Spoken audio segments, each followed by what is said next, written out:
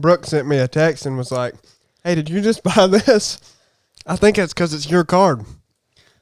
Well, it may be. I mean, I don't really care, dude. I don't check my bank account, you know. Look, we don't have a lot of time on the podcast today anyways. Y'all got freaking 4 mountain bikes to wash. 4?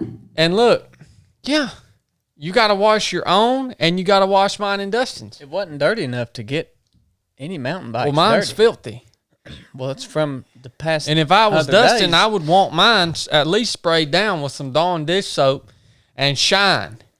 And when you wash my mountain bike, look, I want the chain degreased. So make sure you clean my chain very nicely. This is not a service. If you'd like that, you can go down to Stewart at Revive Cycles. No. Why would we clean your bikes? Because you lost miserably. You guys, look. Tell him. Y'all just didn't get beat today. Let him finish and then tell him. Go ahead. No, look, I want to hear.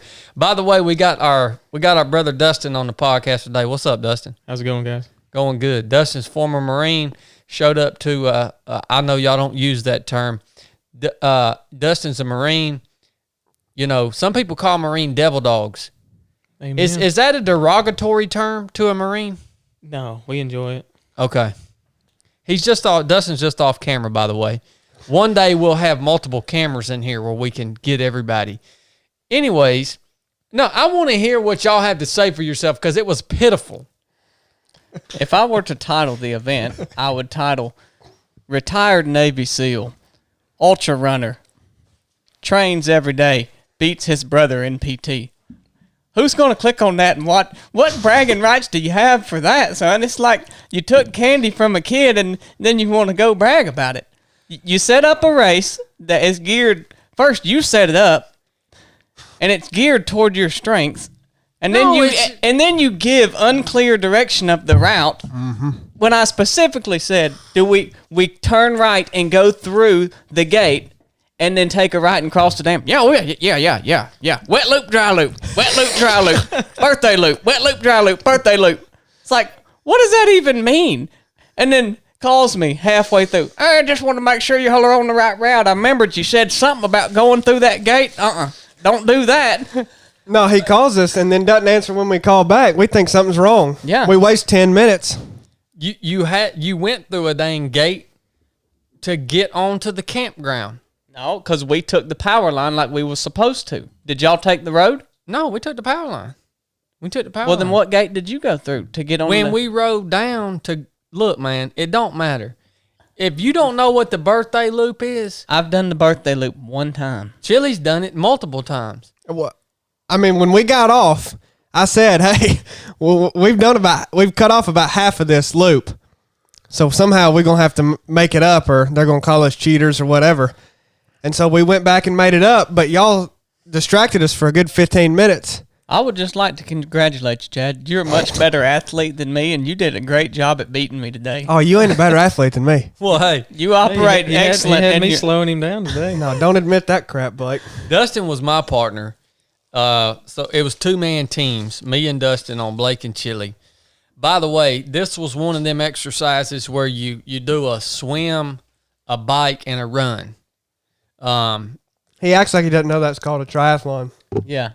What's that called again, Chili, when you do 3 of them things like that?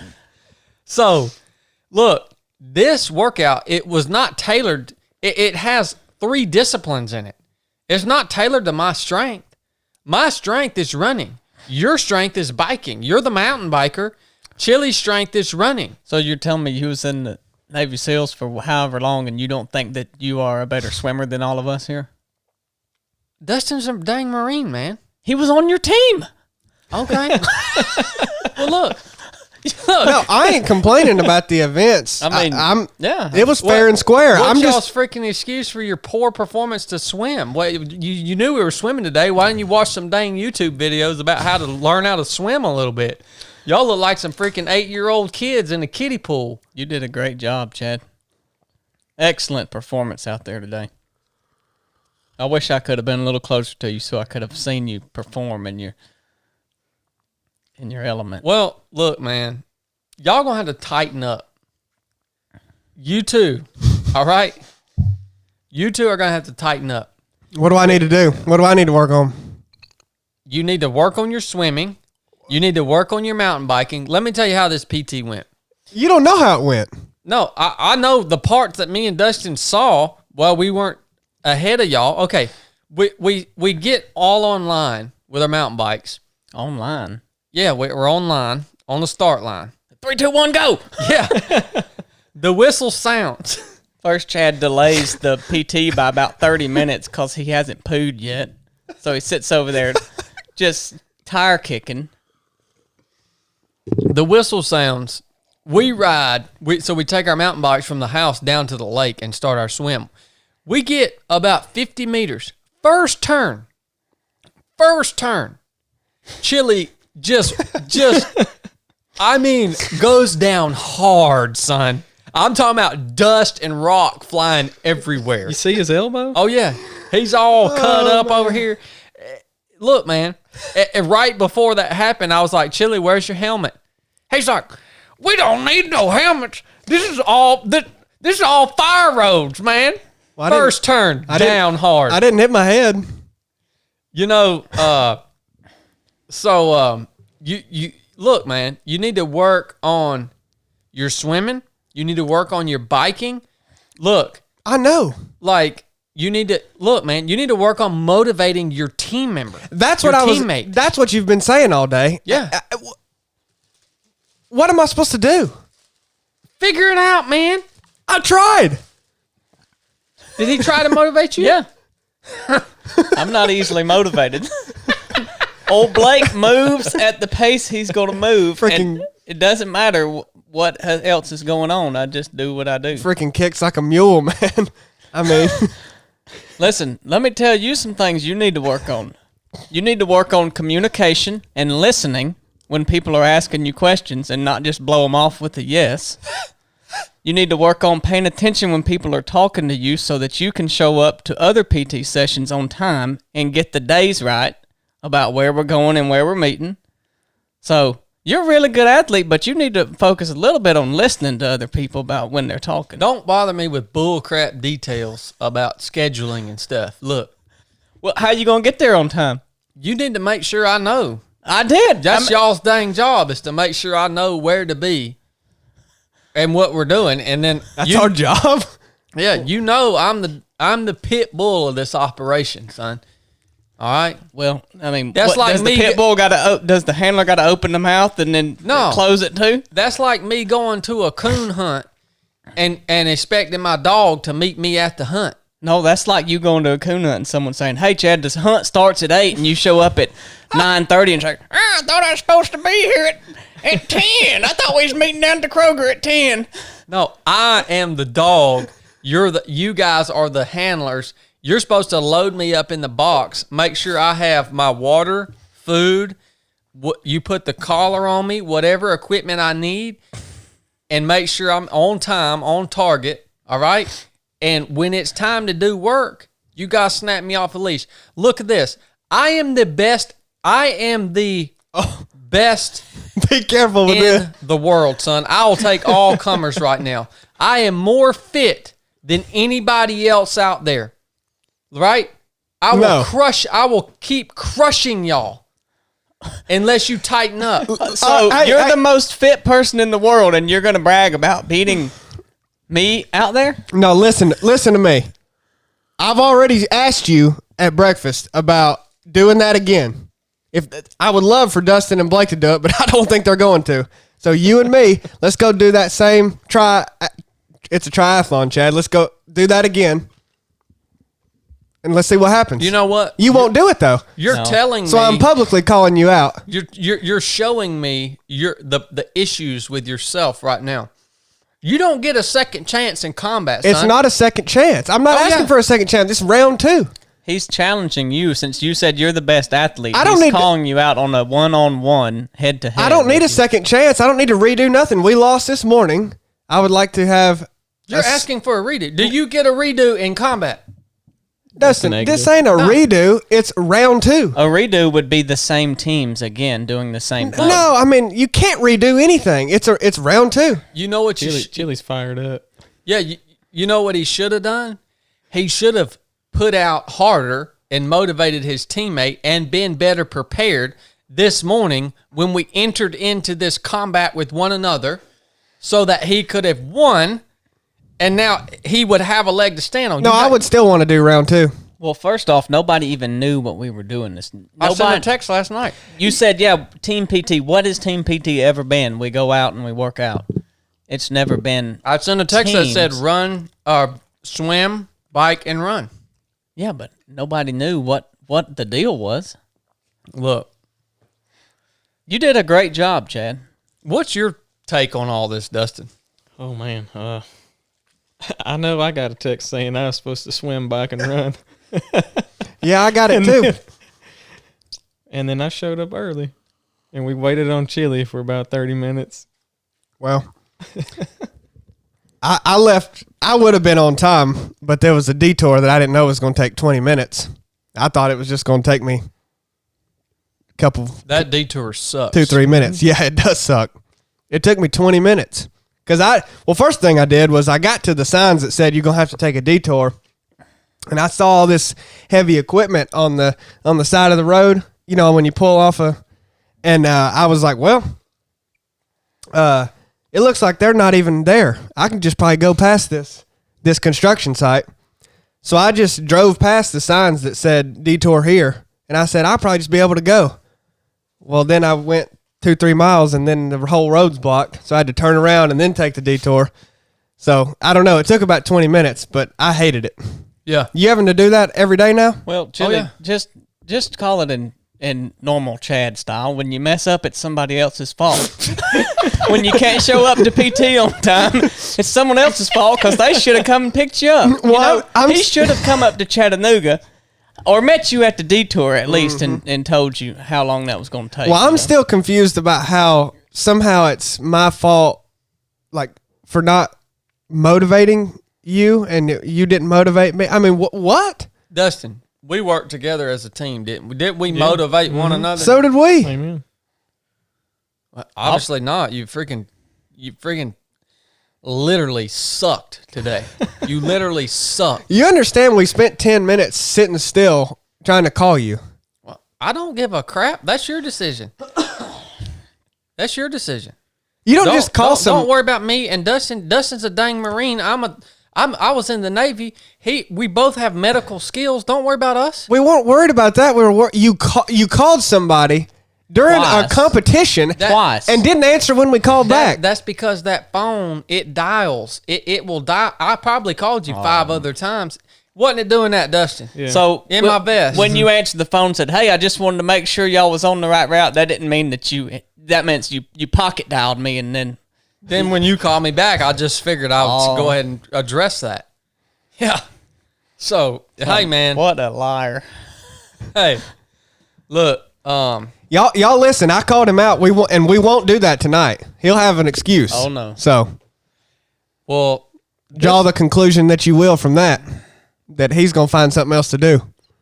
no, man. I'm not giving you the satisfaction of getting a redo tonight. You're going to have to wait for that. Just challenge him to just a foot race, Chili. You ain't worth my dang time. Hey, ain't worth my time to even race. It ain't until you get better at swimming and biking.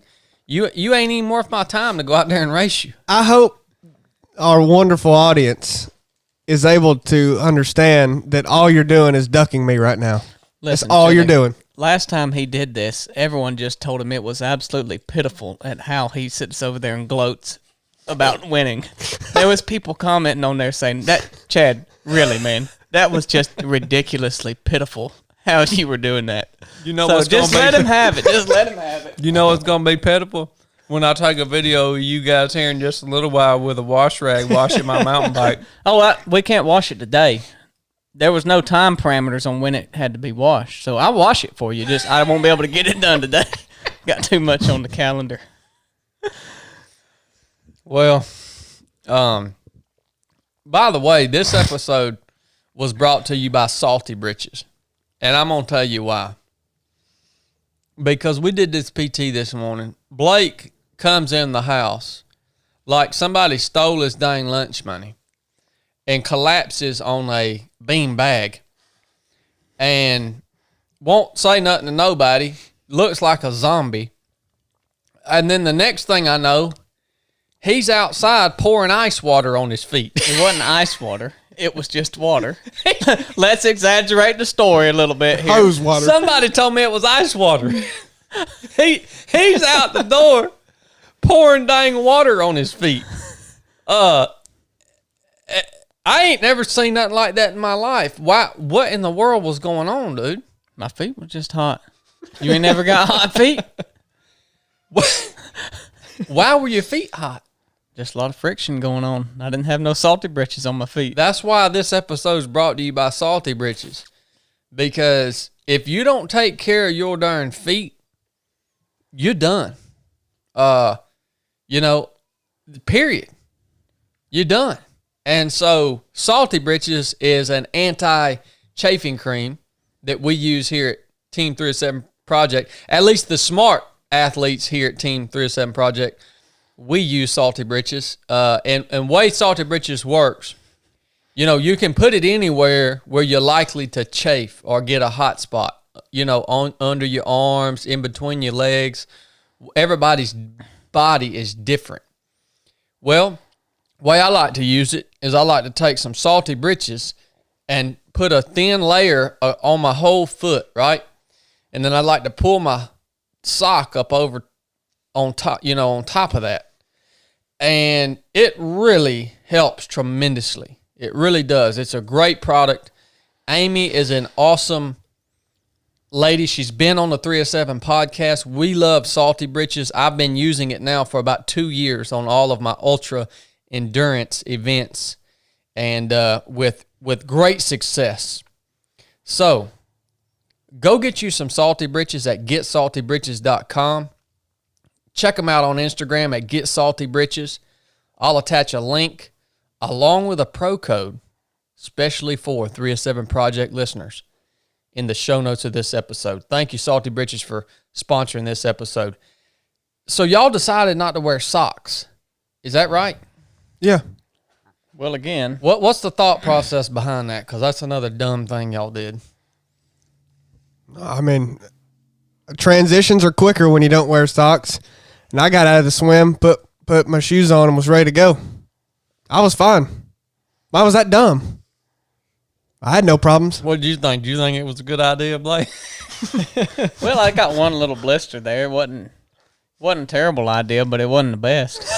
Hey, It could have been better. It worked for me. when a man's out front of the house pouring water on his feet, something has went terribly wrong. That ain't just a blister. Oh, you yeah, should've that's put all it is a blister. Well, you should have put socks on. I didn't. Well, I would have if I knew that this was legitimately we were racing, then I would have just worn regular socks and I could have put them on. But those toe socks do not go on quick when your feet are wet.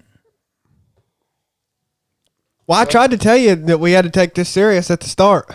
Well, I didn't have no more socks with me, Chili. Me and Chad used our shirts and dry our feet off. Thank you, Dustin. Was y'all wearing toe socks? Talk to them Chad about was wearing his toe socks. talk to them about how the winners care for their feet. Hey, I had hot feet too, but I'm wearing some old beat up Under Armour socks. Old Chad had his toe socks on. Dustin got him some extra skin socks on the way. Oh yeah, I ordered me a whole set of stuff. Nice. So if you guys, the winners here, Dustin and I, this is the conversation that we had when we came out of the lake first, obviously, because we actually know how to swim. And we come up and we're working through our transition. And I tell Dustin, and Dustin knows this because he's a Marine. I said, Dustin, let's take our shirts, which are still dry. Let's clean our feet up real good and then put our socks on because this is going to pay off during the run, right? So, this little extra time that you may spend on that transition is going to pay off in the long term. You spent about 2 minutes longer on transition than we did, and we were fine. Oh, yeah, Blake, you looked real fine when you came in. He was fine. Yeah, I mean, that wasn't slowing my running pace down. Running? I never saw you run. Well, because you weren't around us. I saw you walk. I saw you walking up that driveway. Hey, how'd we come up that driveway, Dustin? Oh, we was moving, son. I was hurting. Doubtful. I was hurting. I've never seen him run up that driveway. Hey, we had a I've good tried to old get him pace. to run up that driveway 10 times. I don't even. Nah, it's an exaggeration, but several times, and you haven't done it once. What'd I say, Dustin? He said, "Hey, let's finish this strong," and we did. Yeah, we ran up the driveway, Man, all the way to the house. You are so awesome, man.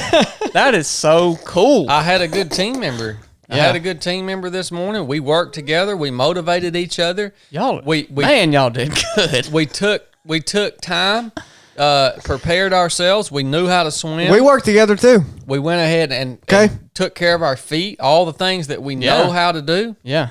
We did that. That is amazing. I'm just appalled at how excellent y'all executed that mission. Bald. What do you mean? You proud of him? Yeah. Yeah. Not appalled. I'm proud. Well, I mean, I don't know what else to say about this, guys. I don't either, but I love how long we talk about it whenever you win something, and when you lose, it gets glassed over like it never even happened. Y'all know that I think every now and then we'll open Team PT up to the public. Obviously, we've got to do some more of these swim, bike, run deals because it's really identified a weakness in our team here. So if you guys ever come out to do Team PT with us here at 37 Project from the local community, just know that may be part of what you might have to do, because it was a good workout, man. It really was. And here's the thing. People might ask, why are y'all doing this Team PT? All right? I don't think people understand why we do this. And the reason is because this Team PT is probably the most valuable thing that we can do as a team of business owners and leaders. It's probably the most valuable thing that we can do. Really, it is. What it does is it creates culture. It creates culture, the culture of 3 of 7 Project. A part of it is formed through this Team PT. Just like Dustin said earlier, we go out, we find each other's weaknesses, we find each other's strengths, we compete against each other, we create stories, we create memories, we watch Chili freaking wreck out in the gravel like a bag of crap. Well, I'm thinking you're not creating a very good culture here. Oh, no. Especially for Chili, the way you just called him a bag of crap. We are breeding competitiveness within our team. And, it's interesting to me. So this is what we did in a SEAL platoon. Every Friday, we did what's called a monster mash. If we were in town and it was a Team PT, just like this, it would be platoon on platoon at the SEAL team. The last one I can remember doing, we got on a MH-60 helicopter. We flew out 2 miles off the coast. We cast it out of the helicopter with fins on, swam 2 miles into the coast, did a 7-mile run to an obstacle course, did the whole obstacle course, picked up a litter, and then we had to carry one of our teammates on the litter about 5 or 6 miles back to the team. All right? That's what a monster mash looks like. And,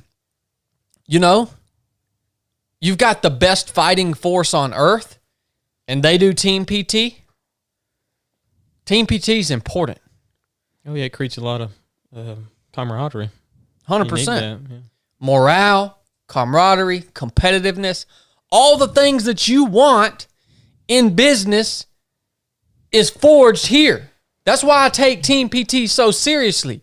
And one day, when we have 10 team members or more, Team PT is going to be a mandatory part of working at 3 of 7 Project. If you don't want to do Team PT, don't even apply. And just wait. Like this afternoon, you don't want to do it? No, Team PT's over, brother. Oh, okay. You're trying to get a one-on-one competition going here. No, I'm not. I would love for anybody and everybody to do it. So I'm trying to tell. Look, wait till y'all see. Y'all give us 3 to 5 years. You wait till you see these Team PTs in 3 to 5 years. And let me tell you right now, this type of stuff is the reason nobody will beat us in nothing, whatever we want to do. You know why? Because I'm going to go ahead and tell you, I'm in a crap talking mood, and you want to listen to it or not, I don't care. But I'm going to go ahead and tell you, I and Blake, we get to hang around a lot of these Instagram people. We get to hang around a lot of these people that have these big brands and all businesses and all this stuff, man. You want to know what 98% of them consist of? Talk. They're all talk. I see it firsthand. They ain't going to do nothing like this. Period. Ever. Because they ain't got no grit, and all they want to do is sit around and talk. And some people, and maybe that draws people unto them. But look, you want to go to the next level, man? If you have a business, a small team in business, come on out, man. Hit us up. Hit us up. We'll set up some training for you. We'll take you through a team PT. Hit us up. You want to take your business, your team to the next level? This is in my opinion, not the only route, but a key component of it. And that's why we do what we do. And that's what sets us apart. And that's why I ain't worried about or even give two mess about what anybody else is doing. Because the fact of the matter is, they ain't going to do what we're doing. Ain't nobody else doing it. Take you a 30-second clip of your little freaking hike and post it on Instagram like you did something, man. No. Come on, son. Come on. All right? It's a key component, man. And you business owners might be thinking, well, I've got a team of 10 employees, and if we take Friday morning and we decide not to be in the office or whatever it is, doing work that's producing tangible income for the business, right? Say you decide to take 3 hours every Friday morning with your team to do team PT together. All right. You might think, well, I'm paying these team members of mine to be here at Team PT. They're not generating any money. I could be paying them for this 3-hour block to be in the office doing things that are generating income. So this may not fit real well in your mind, but what you don't understand, if you pay them for those 3 hours of that Team PT, your return on investment that you're going to get from that 3 hours, all right, is going to be tenfold what it costs to pay them for that 3 hours during Team PT. Guarantee you. Week after week, you're going to get a tenfold return on investment. And you're going to have some culture amongst your team at work. And culture is important. The SEAL teams had it. I'm sure your units in the Marine Corps had it, Dustin. Mm-hmm. Culture is important because that gives us something to take pride in, man. That gives us something that we can talk about, that we can attach ourselves to. That culture, man, is what makes us who we are. And that's why we do this crap, man. I think we need to do more a game. Than once a week. This ain't a game. If you would move from Chattanooga down here and be around, I need to build you a shed back here, man. No, I think we need to do more than once a week. And it don't matter. I can live in Harrison. You know, and for most businesses, doing it more than once a week is not going to be feasible. But once a week, or even if all you can afford is once a month, do one day. or a half a day once a month. It's a game changer, man. What y'all want to talk about? Well, I told you yesterday that it was gonna, what all we should talk about would come while we were doing PT, and I don't know. I think you already hit on it pretty good. The importance of doing hard stuff together, but even expounding on that more. That's also why we do stuff like the Mid-State Mile, and we go do Back up off that mic. we go do events like that. I think it's important to do stuff like that as a team as well. I don't know if you think so, but I agree 100%. I mean, just even outside of just normal training, doing events. I don't know. I think that's I agree that that's what sets us apart. People in this same vein of things that we do, I don't think other people take as much importance with that as we do. Nobody else does. What you got, Blake? Well, it could be that a lot of your employees might not be able to participate in the team PT, but you can Let's talk about how to get around that. Yeah, you can always gear it down. I mean, it doesn't have to be covering 30 miles and take up 4 hours. You can start with whatever it is, but to get out and actually move as a team and do something hard other than just day-to-day business. Yeah, let's talk about that for sure, because that's a valid point. Because first of all, you and whatever corporate America or whatever your business or your team is, you're going to approach them and say, hey guys, man, we're going to do this team PT. Another thing, you got to make this crap fun. Yeah. You have to foster the banter. You have to have some food afterwards. You got to make it fun, man. When we came in off a team PT in the SEAL teams, they would have kegs set up in the high bay. And we come in, everybody drank beer. That's what I don't recommend that as a follower of Christ, but that's what we did in the SEAL teams, man. And you got to make it fun. You really do. You got to make it interesting. It can't be the same thing every day. It's got to be something that they want to do. But unfortunately, you're going to come to your team, and you're going to have a portion of your team that just straight up says, either I ain't going to do that, or I don't, or I can't do that, right? And some of them legitimately might not be able to do what the majority of the team has decided to do for Team PT. You just scale it from you scale it for them. You find some way to incorporate them in it. That's like our workout today. If we had a team member that was overweight, that was trying to get in shape, that team member could have walked in the water 2 laps instead of swimming 5 laps, right? They could have had a significantly shorter bike ride, or maybe just a hike, right? And that would have been the PT to get them going, man. So accommodate that person, dude. Give them something that's at least going to stretch them, all right? So your top athletes, your people that are fired up about this, they need to be stretched, right? Well, your people that aren't quite ready, you got to provide that opportunity for them, or even incorporate them in some way that they're supporting the other team members. If they just absolutely have an injury, they just absolutely can't come out and PT with the team, let them be out there to support the other teammates out there, man. I mean, that's good enough. That's part of teamwork. Yeah. Some people, that's their role. That's where they fit, is in that support role.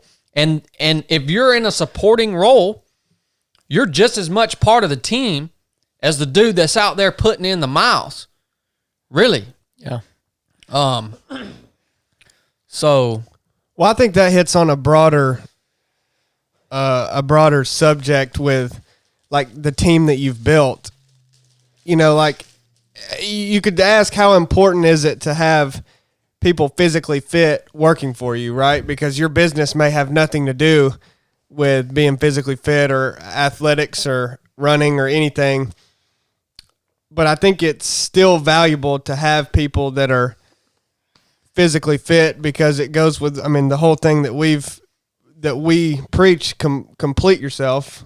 You know, if your body is lacking, then that's a problem with somebody that you've hired, really. I mean, it's going to decrease a human being's productivity. Right. Well, the problem is most corporate businesses don't give two craps about their employees. They just care about what they can do for them. Mm-hmm. So the people that are hearing that are, if you own one of those business, they've probably just tuned this out like it's not a thing. But if you really care about your employees, and even if you have a big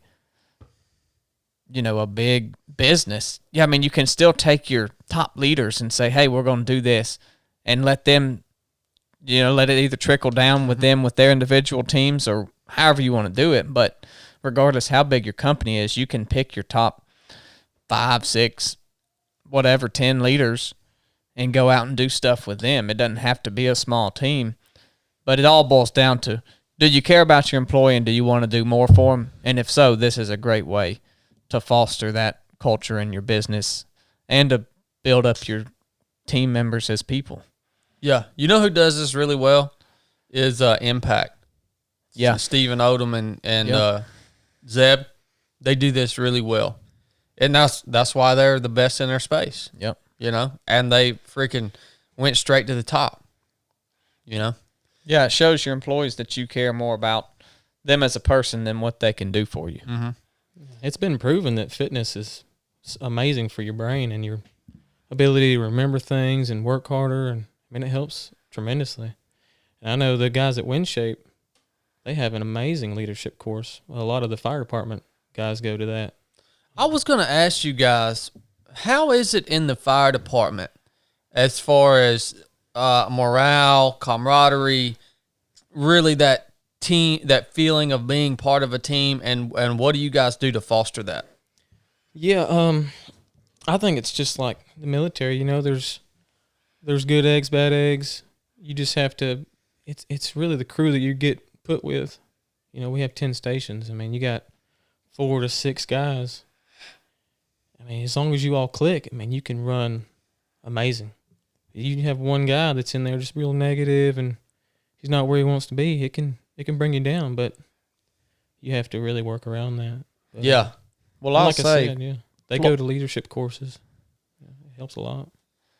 Floyd County is really good about that amongst everything. I remember we used to have a softball tournament. It was like the SWAT team, the police department, the fire department, and everybody that worked in the county would go out and compete in this. It was just a softball game, but it was still something that everybody went to. It was just a good time, Mm-hmm. Well, yeah, we've won that the last 5 years. The firemen always win. Well, yeah, we're doing it again this year. I think it's September 18th. I'm not going to confirm that, but yeah. Well, you guys got some. Don't you guys have some competitions coming up with this big meeting y'all are having? Yeah, we got the firefighter competition on September 10th. Mm-hmm. We're all geared towards that right now. We're training for that. What's that going to look like? Are those competitions like where you're going to be like kitted up, like really geared toward what you guys do in your job? Yeah, it'll depend on how hot it is that day, but for the most part, yeah, we'll have everything on except for our air packs and our face pieces. But as far as I know, we'll have helmets, jackets, our pants on, and we'll be hot and we'll be moving. That's gonna be awesome, dude. Yeah, we get to come speak. Maybe is it toward the beginning? I think. Yeah, I think it's on the 9th. I think it's the day before. Yeah, it's been the 9th, I think. Yeah, I'm so pumped about coming to speak there, man. I really am. Yeah, that's an awesome culture. It seems like from the outside. I do know what you're saying about, the one bad egg, Dustin called it. In a SEAL platoon, you'd have the same thing, man. In my last SEAL platoon, happened to be the bad egg was the platoon chief, the leader. And it's hard to get rid of them, man. In the military, And I imagine it's hard to get rid of them in the fire department. Oh yeah, them guys stick around for 30 years. Yeah. Some of them get shipped off somewhere else, to a different station where you're not seen as much, but some of them don't, because you can't put them all in one place. That's hard to get rid of anybody in government work. That's what I'm saying. That's what I'm saying. Yeah, it's hard in government work, and I've had I remember I was doing a speaking engagement in New Zealand for Volkswagen, VW, and some of their big leaders there, and they were asking me about their bad egg, right? They were like, what do you do with a person that just doesn't get it? It's just not fitting in, right? And this isn't government, so they got a little more freedom of movement.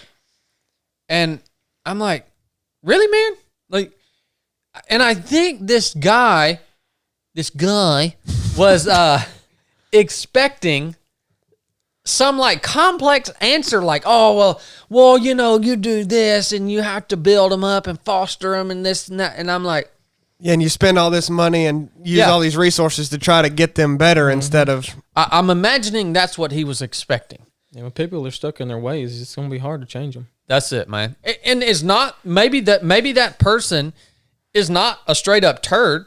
Maybe they just don't belong there.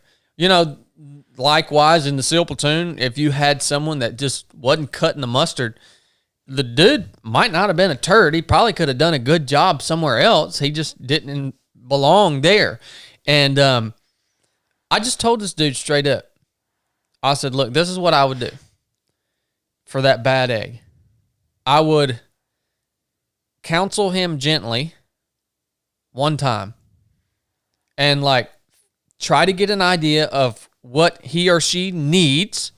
If something's missing, whether it's in their professional development and their equipment, maybe it's something going on at home, I would try to get a good handle on that, a good assessment. I'd spend some time with that person. All right? And fix whatever needs to be fixed, or at least attempt to, or get the ball rolling. Make sure they have everything they need. The second time, I would counsel them harshly.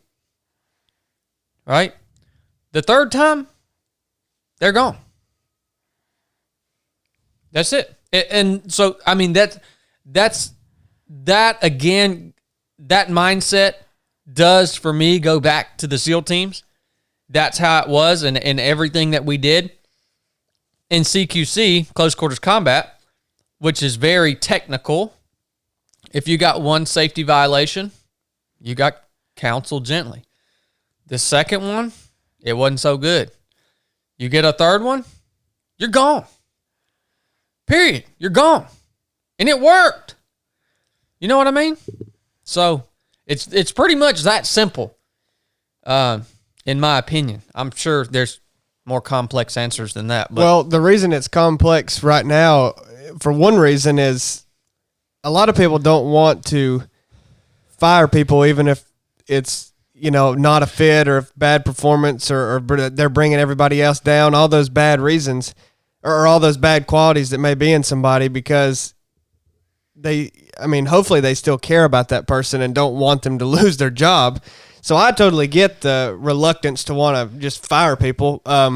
But an interesting dynamic in today's world is sometimes you have to think about how you're going to replace somebody that you fire, and nobody is, like in this right now, everybody's needing employees, right? Like it seems like everybody, whether it's fast food or, well, heck, we could use another one here. Yeah, I mean, like everybody. Mm-hmm. So if you get rid of somebody, I think there's a lot of fear, especially in today's world, that, I can't find somebody to even fill the role. Like this dude's doing a bad job, but it's better than nobody doing it. You see what I'm saying? So, in that position, I think that's where it could get tricky. Is it better to have nobody in a position and no work get done, or to have somebody who's doing a crappy job but get some stuff done? I've ran into this. Yeah. We've ran into this. Yeah. Well, that's really applicable to now. So okay. Yeah, I mean, within 307 project, we have had a scenario where we had someone that was doing a bad job. And we let it go on longer than we should. And it was reflecting poorly on the brand. And we learned a big lesson from this. My answer to that is it's better to have no one doing the job. I agree. It's especially when it pertains or has some visibility from the customer, right? It's better just to cut it completely out, even if it's costing you money to cut that out of your business for some period of time. Don't permanently cut it away, but if it's going to cost you money until you get the right person in there to do the freaking job, in the long term, in my opinion, that's the best answer. Well, I agree because, there's more problems and more long-term problems the longer you let something go on than you may not have anybody doing that job for a while, but then begins the active, you really try to find the right person. And you mentioned Odom and Zebley earlier, to get the right person on the butt. I mean, that may take a while, but so be it if they're not there yet. Well, it's like an infection. You got an infection. Is it better to cut it out and deal with that wound for a little bit than let it heal, or just let it spread? Yeah. Because then you're going to spend time fixing what people mess up. And if you can't do it 100%, just don't do it. And that's why I'm not going to Team PT anymore, You made a good point about government work earlier. Said we have this huge process we have to do to discipline folks. I mean, you got a verbal, real strict verbal, and then there's documentation. Yeah. Document. Because you can't just fire people in government work. You have to have documentation of everything they've done for however long before you can even push that up. Showing a track record. You have to have a track record nowadays. It's got to be a long one, too. Mm-hmm. Yeah. And I even look at this in terms of reputation. For you as a business or a brand, you get one shot to establish your reputation. All right? And if you've got this person in there that's doing a poor job at some aspect within some aspect of your company, and it starts to degrade your reputation, it's really hard to recuperate from that. It's like, once your reputation goes to crap, even if it's too late. You cut this person away, right? And then you tell the customer, we actually cut this person away, and so we're back clicking now. The customer don't care about that. Mm-hmm. It's like they have already established in their mind what your reputation is to them. You see all these, down here in the South, you got all these little restaurants and diners and stuff, and you see them all the time. They're like reopening under new management. Mm-hmm. And that's them trying to reestablish their reputation, which they've ran into the freaking ground because their food sucked and their service sucked. And they think they can throw a sign up there that says reopening under new management. It don't work. No. It never works. You don't get another chance, man. You got to rebrand and open up a whole new thing. You got to move 10 miles down the road into a brand new building with a brand new name and do something totally different. Because in the end, it is your fault that it happened as a business owner. Oh, yeah. It's our fault for letting that happen. It doesn't matter. If people are upset about that, it's on us. It's not the person that caused it. Yeah, I agree, man. All right, well, maybe that helps some of you guys out there. I wanted to also make an announcement real quick. While we're on this subject, Chili is actually costing us some followers, and I wanted to go ahead and counsel him on that. I got a message. We got a message that came through on Instagram. It said, Chili, I just want you to know my wife, Christy Nealon, took some personal offense to you saying women over 30 are old. She's trying to get all of her friends and followers to stop listening to your podcast. And, this is costing us. Well, this is an easy response from me. This is really costing us team members. And I think we need to counsel Chili on the verbiage that he's choosing to use and the way he's viewing females as over 30 are old. Check the tape. We record these daggum podcasts for a reason. Check the tape. I never said that was old. I said it was too old for me. I'm 22. So they're not listening to the podcast They're not listening. anymore? All I got to say, I'm going to go ahead and call them out. You must have not listened because I didn't say people in their 30s were old. I said that is too old for me. If you're 35 and I'm 22, that's a 13-year age gap that Chili don't play that. That's what I said. Well, you've offended some people, Chili. Well, me, I didn't say what they think I said, so. Blake, what do you think about this? It's not good. I mean, What's not good that people... 3 of 7 might crash and burn like that wipeout he had. Well, you know what?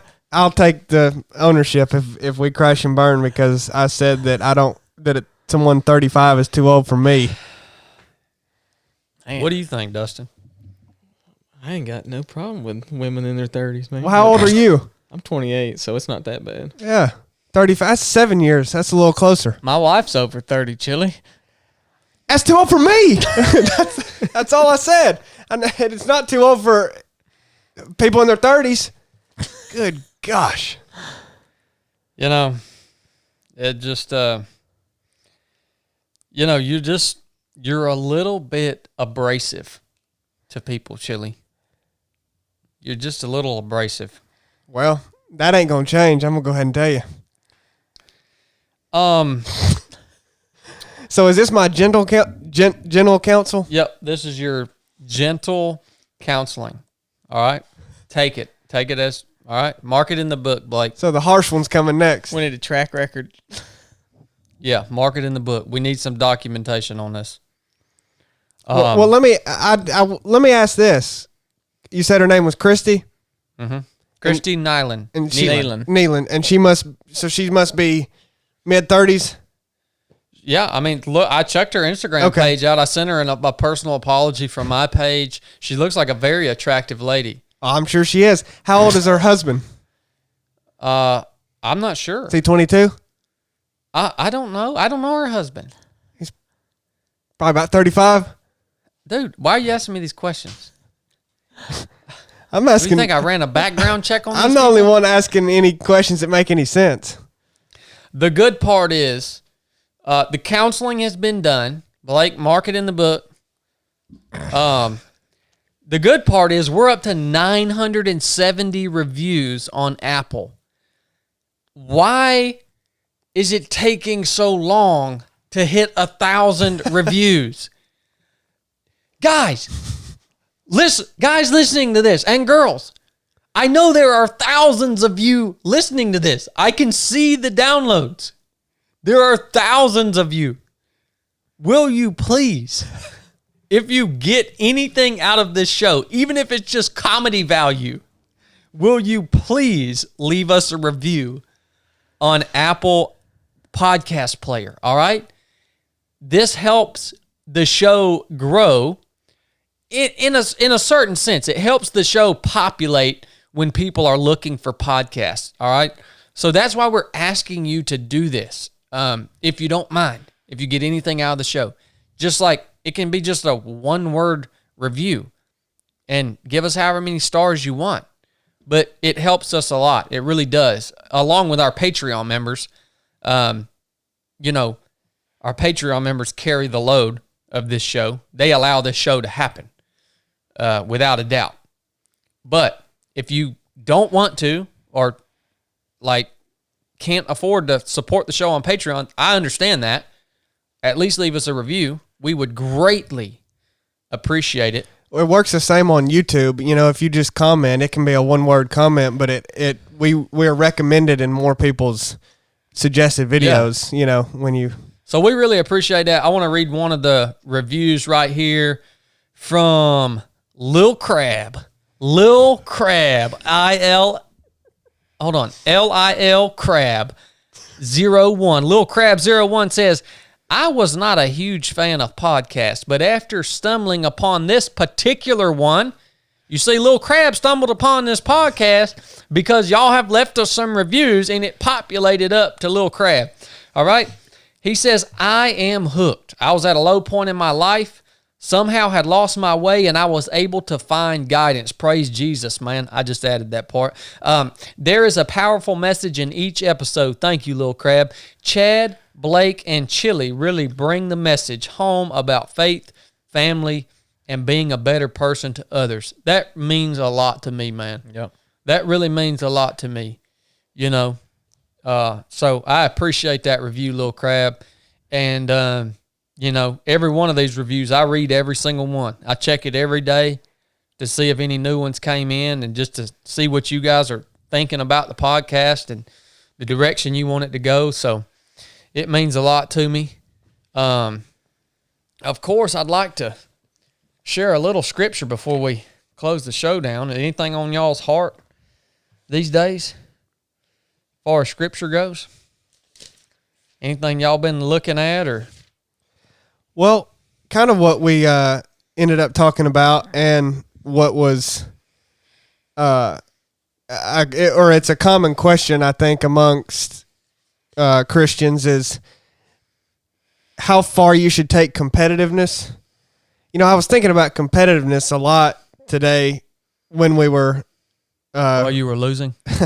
when we were doing PT, and you know, I've heard a lot of people say competitiveness is maybe not a good thing, or it's particularly bad if you take it too far, or if it's everything to you. You know, and of course I agree with that, but I don't know. I think some people don't value competitiveness as much as I do, as much as we do. Like, I think it's really important to be competitive no matter what you do, because, you know, we literally race a lot, but everything is a race and a competition. I mean, whatever sector of business you're in, if your employees, if your leaders are not competitive, I don't know how you're going to get anywhere. Like, what's your plan to grow? What's your reason to grow? What's driving you? You know, I don't know. I think competitiveness is super important, and it made me think of that while we were riding and running and swimming, I guess. But I don't know. And from a biblical perspective, you know, I think it's substantiated that competitiveness is a good thing and you need it as a part of your life. But I don't know. I've had people disagree with me. Oh, no. Look. Look. It's biblical, son. Oh, I know it is. I'm just... Look, Paul said, by the inspiration of Jesus Christ, in 1 Corinthians chapter 9, verse 24, know ye not that those who run in a race all run, but one receiveth the prize. So run that you may obtain it. That's the, what. Look, what is that? Run that you may obtain the prize. Yeah. Y'all need to study that daggone scripture, by the way. That hits me. That should hit y'all right between the eyes. Yeah, I mean, that's running to win. That's even as a Christian. Yeah, everything you do. Exactly. I like that, Chili. I like that a lot. I got a scripture I want to share with y'all real quick. Revelation chapter 22, verse 12. And behold, I come quickly, and my reward is with me, to give every man according as his work shall be. I am the Alpha and Omega, the beginning and the end, the first and the last. You know, I love these scriptures and revelations that start with behold. Man, I just love that. That's Jesus, by the way, speaking through John the Revelator here in the book of Revelations. Behold, I come quickly, and my reward is with me. Right? So that's my scripture for the day. You got anything, Blake? I see you over there bleeping around on your phone. Oh, I was looking for something, but I'm ill prepared, so I'll pass the candle to Dustin. No, I agree with Chili over there. I think that's 100%. I mean, you hit that on the dot. It goes for anything, not just racing. I mean, everybody's competing for a goal, business related, family related. You always have to have a goal. Yeah. And push yourself further and strive for better relationships with one another. It is important. It really is. Well, guys, this was a wonderful day. Maybe somebody will listen to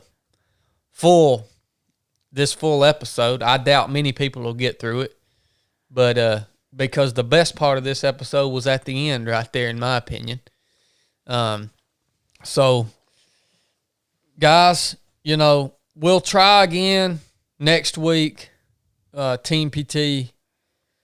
We'll see what happens, man. Y'all just have to stand by. Can I design one? Oh, yeah. Yeah. You can design one. We're doing one tomorrow. Understand. It's true. Understand that when you design Team PT, though, it has to fit within the parameters of we have to do the PT and then we have a podcast to record. Yeah. Okay? So it can't, because I know if you designed a Team PT with no parameters, it'd be like 36 hours long. You know it would, Blake. It may. Oh, it would be.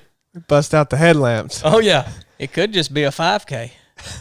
You never know.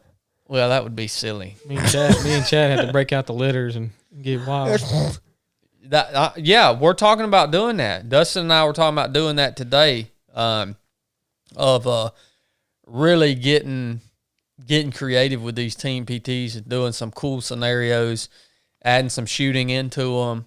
I just spent a week doing scenarios. You can incorporate your new medic. Yeah, do some medical stuff, do some shooting. Would you lose at shooting? Well, yeah, you might be right. You were a cop. So. Oh, I'm right. He's a good shooter. Blake's a dang good shooter. But I think we'll continue to get creative with these things, and this is what we do, man. This is what sets us apart. This is why you can't beat us. If anybody listening to this is trying to beat us, you can't beat us. I'm sure not many people are, but trying to beat us, because most of you guys listening to this are part of this. Yeah. But yeah, love you guys. Thanks for tuning in. Thanks for all the support that you show to the show. Thanks for leaving us a review. Patreon, thank you so much for your support on Patreon. Again, you make the show happen. We love you guys. Talk to you next week. Enough said.